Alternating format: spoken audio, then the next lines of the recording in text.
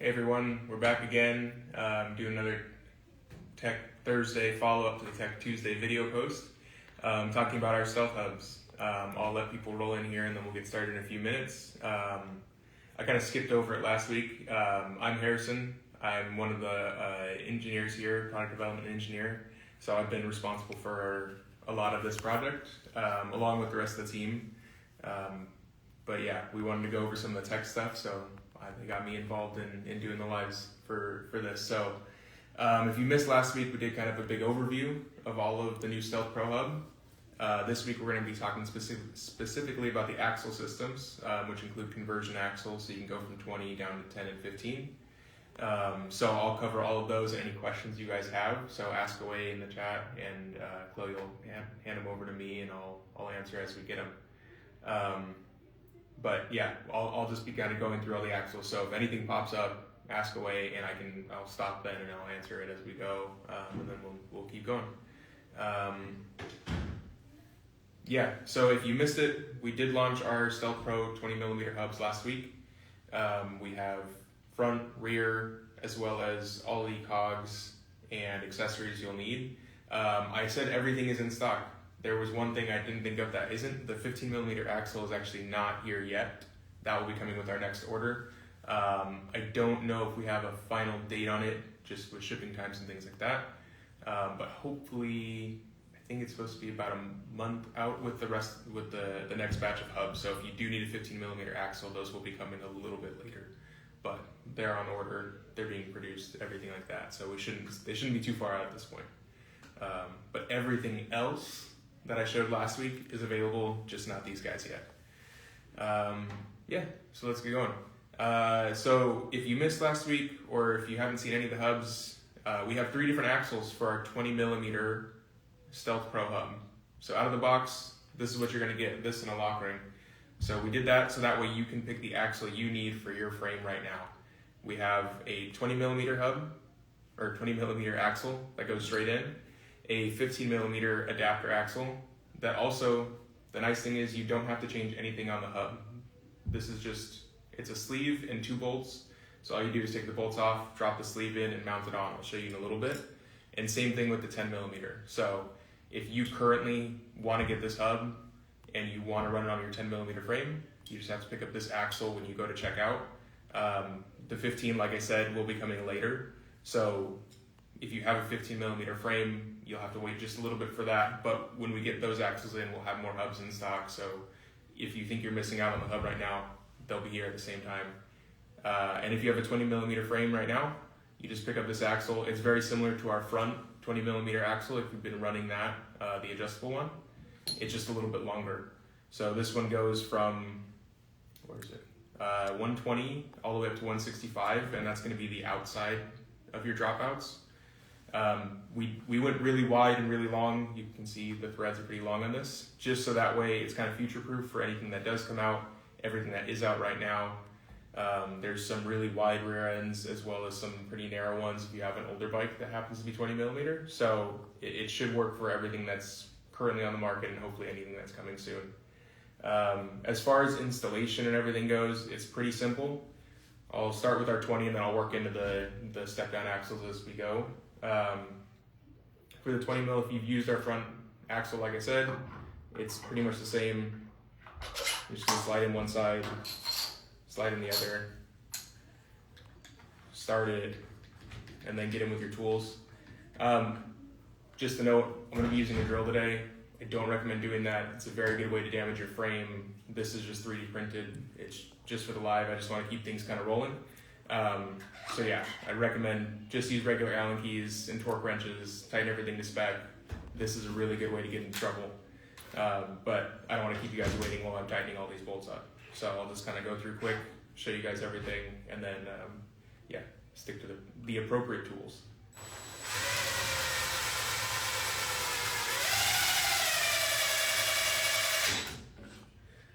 So yeah, that's all you're doing for the 20mm. It's just a big through axle. It'll adjust to your frame as needed. So if you have a narrower frame right now and you upgrade to something different, a different brand, they change their specs later, you'll probably be able to use the exact same axles. That way you don't have to have 6 different axles for all the frames you have. If you have a practice bike but only one wheel set, or you only have one Stealth hub at the moment, you can move that wheel between bikes, and you shouldn't have to worry about having a 20 mil axle in a 140, a 147, a 152. You should just be able to use this across all your bikes, and that should be it. I know we had some questions about the adapter axles on the last live and when we first introduced it. When you use the adapter axle, it doesn't change anything else on the hub, just the axle itself. So all of this, the products you're going to use are the same. That's the oversized cogs. So you still can't, even if you go down to the 10 millimeter axle or 15, you can't step down to a 13 tooth cog. The larger bearing means a larger driver, which means we're stuck at a 14 for the smallest. So you'll have to compensate on your chainring if you want to get different gearing as far as that goes. That was one of the questions that had came up. People were wondering if when you swap out the axle, if you also could swap out the driver and step down something like our Expert one, but unfortunately that's not the case. We try to keep it as simple as possible, so that way you're not buying a bunch of parts and changing the hub completely. It's just the axles themselves. So I'll go ahead and take this off. We'll swap over to the 10. I'll show you how quick it is.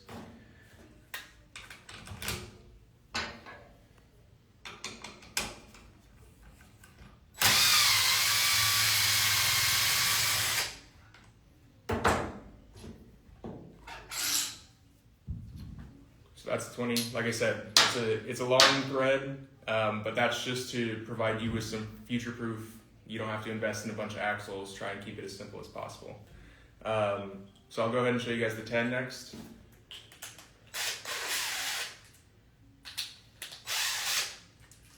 So with this guy and the 15, depending on your dropout style, you may only have to take one bolt out to install it. Like on this print that I did, the back end is open, so I can drop this in with one bolt installed still, and I can pre-install the other one. It'll make my life a little bit easier here. But if you have closed dropouts, you'll just remove both bolts. I'll do that again really quick. So right now there's no axle inside, and all you're doing is you're taking this middle sleeve and you're dropping it in. It's bidirectional, so it doesn't matter which way you put it in. You don't have to worry about that when you're setting it up. You just slide it in, and when you're done, take it out.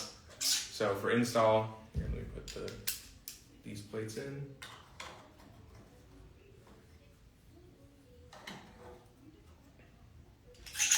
And then from there, it's just like any other standard 10 millimeter hub you've used in the past. If you have to install it on chain tensioners, anything like that, or it has closed dropouts on the back, take the bolts out, obviously, before you start to install it. But for here, I can do this if I've got the length right.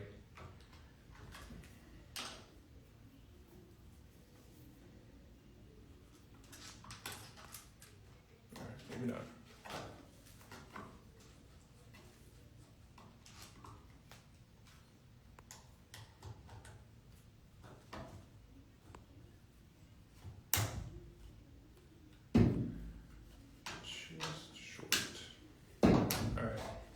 So yeah, from there, like I said, it's just a normal hub. The sleeve in the center is solid. It's going to get compressed by the frame as you tighten the axle bolts. So I'll go ahead and tighten these up.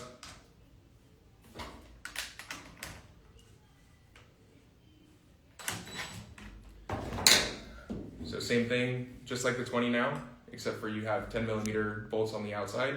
And these are just little adapter plates that I've printed as well. So it steps the dropouts on this down to 10 mil, just so I can show you guys all in the same rear end stand-in. So you're set right there. Something that we have on the inside of the sleeve, I don't think I'll be able to show you just because it's all black. See if maybe with one of these microfibers I can show you. On both the 15 and the 10, sometimes when you're trying to remove a rear hub or front hub, you'll get one bolt out and then the other bolt is just spinning with the axle. There's actually a tool cut out inside, so that way you can insert, for the 15 it's a 10 millimeter Allen key, And then for the 10, it is a 5mm, I believe. I'll double check that in just a second here. So, let me see if you can see this on camera or not. So, it's not just a hollow tube. There's actually, can you see that all? Yep. Yeah, you can. There's actually an Allen key set in there. So if one bolt is still installed and the axle is just turning with the bolt as you're trying to tighten it or loosen it, you can go ahead and insert a 10mm Allen into the 15 tube and hold it in place. I'll show you with this actually on the dropout as I go to take it off here. So I'll get this side off and kind of show you what I mean as to why you would use it. So sometimes especially with closed dropouts, you can't just slide it out like I did. So you have to take both bolts off. But since one side is off, you're trying to loosen this and it's just turning with the axle. It's not actually doing anything. Because if you see, now that I turn this, you'll see the axle's turning a little bit. So you're not doing anything, you're just kind of fighting it. So what you do is you take 6. So for the 10mm sleeve, it's a 6mm Allen inside, and then the bolt itself is an 8. So I'm just going to use this to hold it in place, and then now you can back it out. You can see this wrench isn't moving and this one is. And then once you get it free enough, either you can remove the wrench or not, and now sleeve comes out, hub's off, so that way you're not sitting there trying to tighten the other bolt back on and fight it back and forth and you're just trading left and right. You can actually hold the axle in place, uninstall it fully without damaging anything or spending way too long trying to install or uninstall your axle. And same goes for the 15, like I was showing on camera, it has the 10mm cutouts in there. So that way, here, we'll just do a full run through with it. It's the same process as the 10. You'll drop in the sleeve. Oops. Once it's in the frame, you don't have to worry about it sliding all the way through like that. And you'll just start threading on your bolts.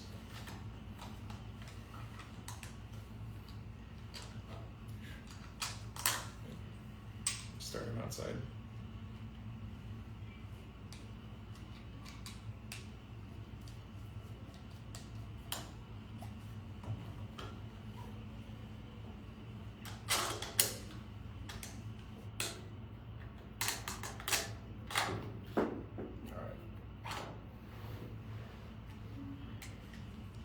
Starting bolts is never harder than when you have a camera pointed at you. All day long I can do this at my desk, and then as soon as Chloe turns the camera on, apparently I don't know how to do this anymore. So same thing as the 10, just treat it like normal hub, axle, tighten everything down, and then when you go to uninstall it, I'll pull one side off. Now you can't loosen this side because the axle's turning. So you'll drop in one Allen key, hold it in place, take the other one,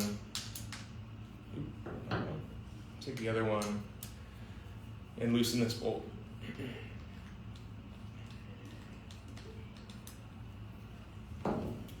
And then you can remove it fully, slide the axle out. So again, they're not going to get stuck on there. Even if you tighten it down a lot, or like I said, if you have closed dropouts and you have to pull both bolts off to uninstall it, you'll be able to just slide in a second wrench and hold it in place. And similar to the 20, you'll notice that the 15mm bolts have pretty long threads. We wanted to have the same range of use for all of them. So the same idea across all the axles. If you stick with the brand and they keep the same axle diameter, but they keep increasing the frame width or decreasing it for whatever reason, if they're going to disc brake going away from it, you should be able to use the same axle across the board and not run into any issues. Have we had any questions so far? One person asked, is Bucks changing their name? No. If it happens to be in reference to my shirt, it's a cycling team. It's not a box shirt. Yeah, we have no plans of changing our name at this time. All right. Anything else? How much does the whole set cost? That's probably a question I should have ready to answer. The rear hub itself, let me make sure I have it all accurate. So let me just pull it up really quick. Do you happen to have it offhand? No. Okay. Luckily, the stealth stuff is all on the homepage, so you can get to that info right away. But the rear hub itself, that just comes with the lock ring, is $399. The front hub that comes by itself is $119. If you're buying the 10 or 15 millimeter axles, they are $49.99 each. The cogs, I think, are $49.99 as well. It comes with a lock ring. If you need to purchase another one, they're $24.99. The spacer kits are $19.99, and then the 20 millimeter axle, I think, is the same price. But let me just make sure. Yeah, 40. So all the axles are $49.99 each. The rear hub, like I said, is $399, and the front hub is $119. All right. Why did you specifically pick the name Box? That's a story that goes back to Toby. I believe he was looking for something kind of catchy and quick to say. It's easy to remember. Yeah, I know he's told me that story many times, and I wish I could remember it a little bit better in this moment.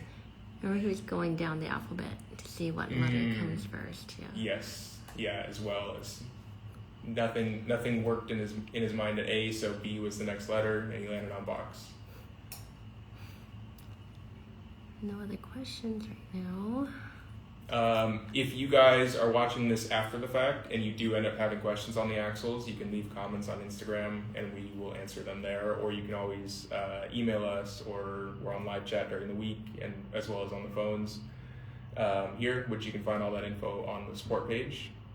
So if you are watching this after the fact, or if you go back and watch the YouTube video and you have questions, either drop them in the live chat or in comments. Are the hubs silent? Yes. So, like, if you've ever experienced our Expert hub or the previous generation of Stealth when it was with True Precision, it is a roller bearing clutch hub, so it's a silent engagement. You might just hear the AC in here, but yeah, there's a little bit of noise from friction, but that's just because there are moving parts. It's not floating. It's not magnets. It's just a roller clutch.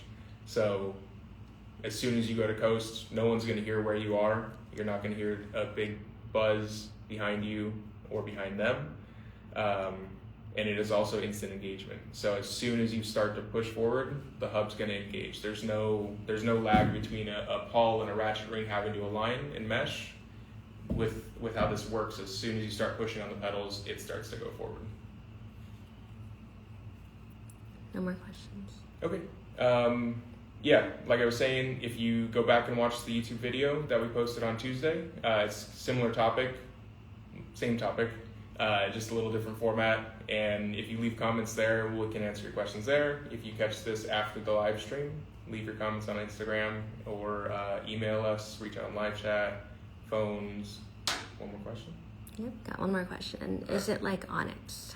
Similar to Onyx, so they use a Sprag clutch, we use a roller clutch. There's a little bit difference in performance.